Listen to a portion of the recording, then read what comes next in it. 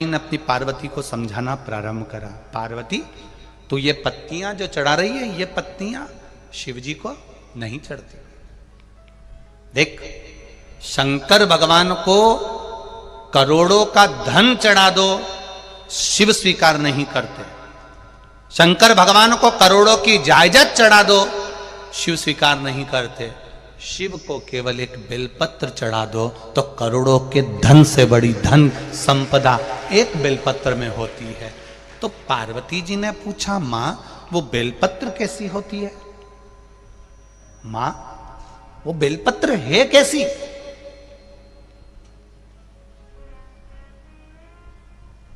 अब किसी ने एक प्रश्न किया, गुरुजी पार्वती जी के नयन अश्रु से बेलपत्र बनी है। तो ये तो तुमने पार्वती जी के जन्म के बाद की कथा सुनी है, पर बेलपत्री का जो जन्म है, बेलपत्र का जो प्रागट्य है, ये पार्वती मैया से पहले जो माता उमा हो गई, जिनका विवाह भगवान महेश के साथ में हुआ, वो माता उमा के समय की ये बेलपत्र है। अब सोचो, 50 जन्म पहले माता पार्वती के, 50 जन्म पहले माता उमा का जन्म हो चुका था। इतने जन्म पहले की ये बेलपत्र है।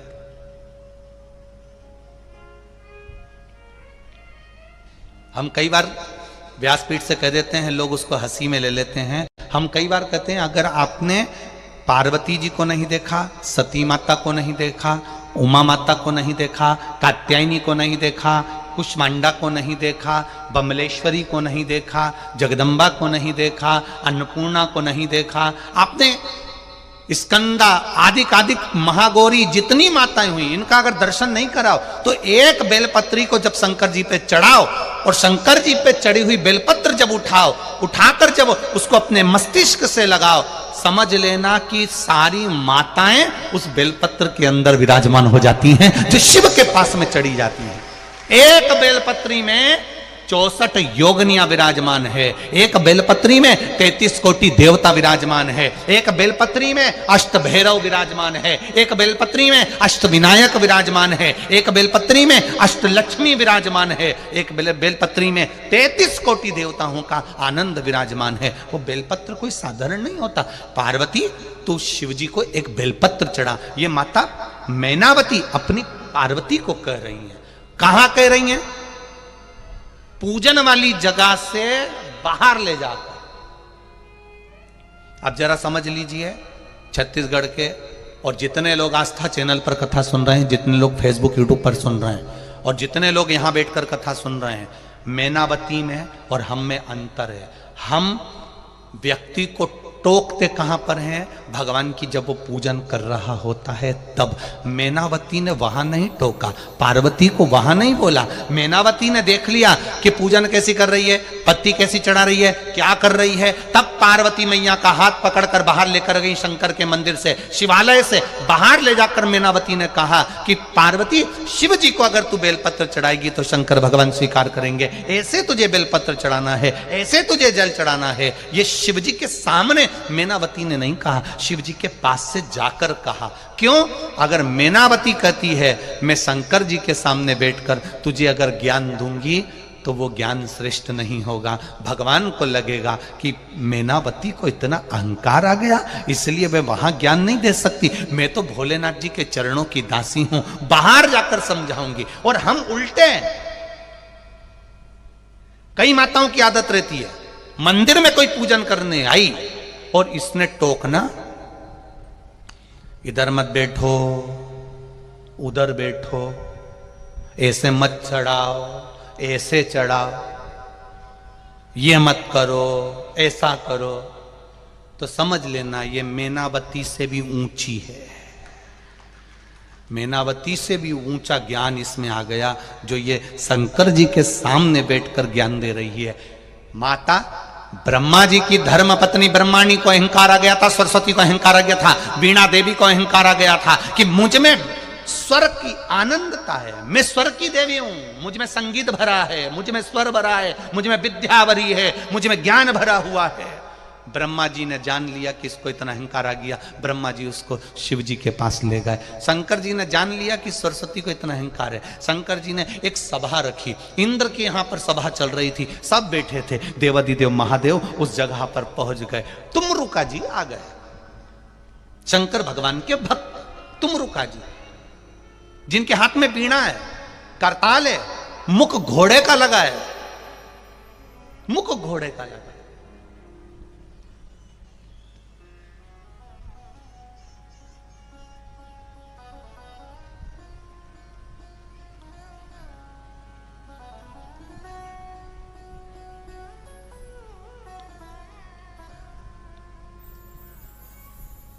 और जब मुख घोड़े का लगा हुआ है, वो तुमरुका जी केवल भजन गाते गाते आ रहे हैं, केवल भजन, केवल नाम जाप करते करते आ रहे हैं।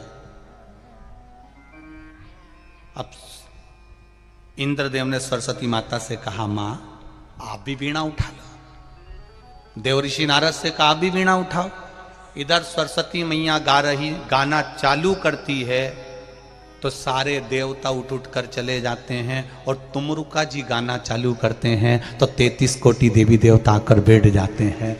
सरस्वती मैया की आंख में से आंसू बहने लगे कि मेरी गायकी में, मेरे स्वर में ऐसा क्या है कि सारे देवता चले गए, और वो घोड़े का मुंह लगा है, शंकर जी का भक्त घोड़े का मुंह लगा है और गा रहा है।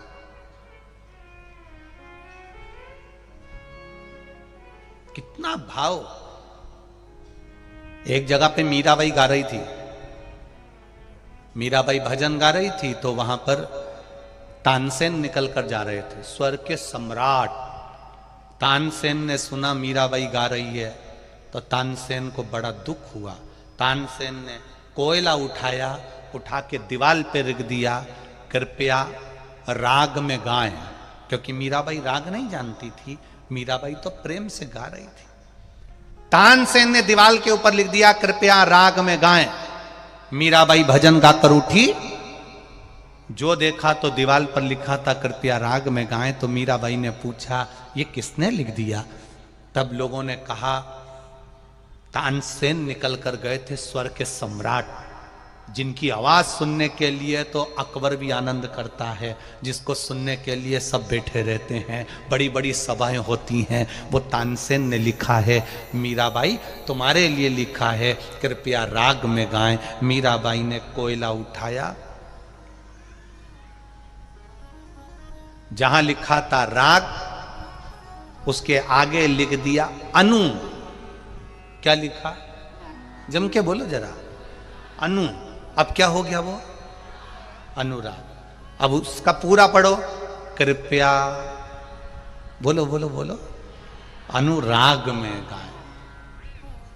तानसेन वहां से निकलकर फिर गया तो उसने देखा कि यहां पर मैंने लिखा था कृपया राग में गाएं, तो ये अनु किसने लिख दिया? तो क्या मीराबाई ने लिखा है। तानसेन मीरा के पास गए, मीरा मैंने तुझे राग गाने के लिए बोला और तूने अनु लिख दिया। मीराबाई कहती है, तानसेन तुम गाते हो अकबर को प्रसन्न करने के लिए, राजा को प्रसन्न करने के लिए, मीरा गाती है गिरधर को प्रसन्न करने के लिए। राजा राग देखता है और भगवान, बोलो रे छत्तीसगढ़ वालों, अनुराग देखता है। भगवान कभी राग नहीं देखेगा, भगवान अनुराग देखेगा। भगवान को नहीं चाहिए तुम्हारी राग वाग, रख लो तुम्हारे पास। रात को माताएं और ये छोरा हो, ये नवयुवक छोरे और बूढ़ी बूढ़ी माताएं रात को जब गाती हैं, उनको देखने लायक है। डोकरी उनके मुंडा में दांत नहीं, और भजन ऐसा गाए, ऐसा गाए, और छोरा उन भी ऐसी ऐसी चिल्लाए, हर हर। उधर से छोरे चिल्लाए, इधर से डोकरी होन गाए, और ढोलक पीट पीट के, इनके हाथ देखो तो ऐसे दुबरे पतरे, और ढोलक ऐसी पीट रही कि मां पीटे तो अंदर आवाज जाए, ऐसा भयंकर।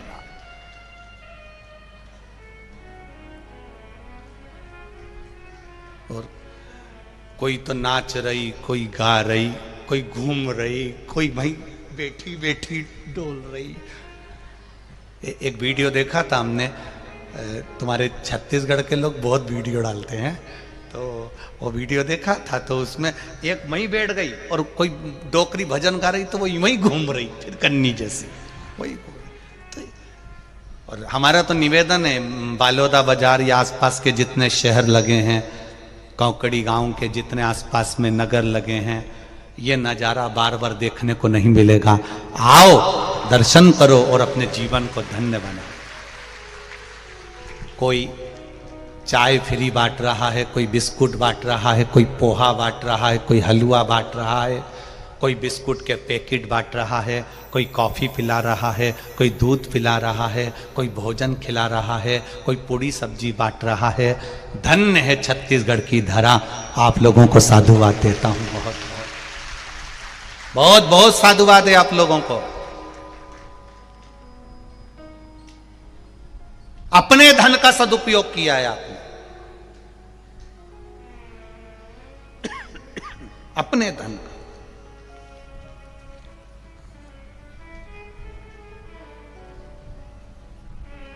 ये छत्तीसगढ़ के लोगों ने जो खिलाने की जो आदत डाली है, लोगों को खूब प्रेम देने की आदत डाली है, ये कहीं उस परमात्मा की कृपा से प्राप्त हुआ है और उसको आनंद के साथ जनमानस तक पहुंचना चाहिए। इसीलिए तो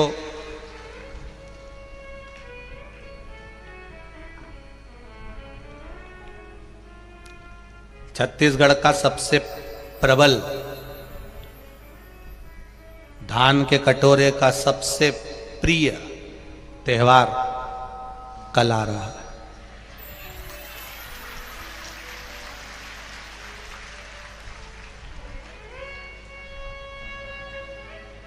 क्या बोलते हैं? छेर छेरा, माई कोठी के धान हरे तेरा।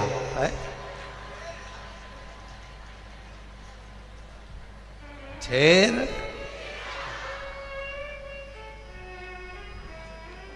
स्वयं अन्नपूर्णा मैया अपने किसान भाइयों के घर पर जाकर भिक्षा मांग लेती है महादेव को देने के लिए। ये वो त्योहार छे छे,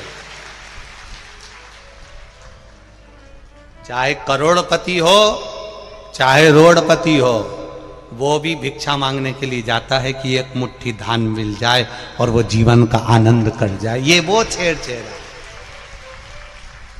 ये सुख है।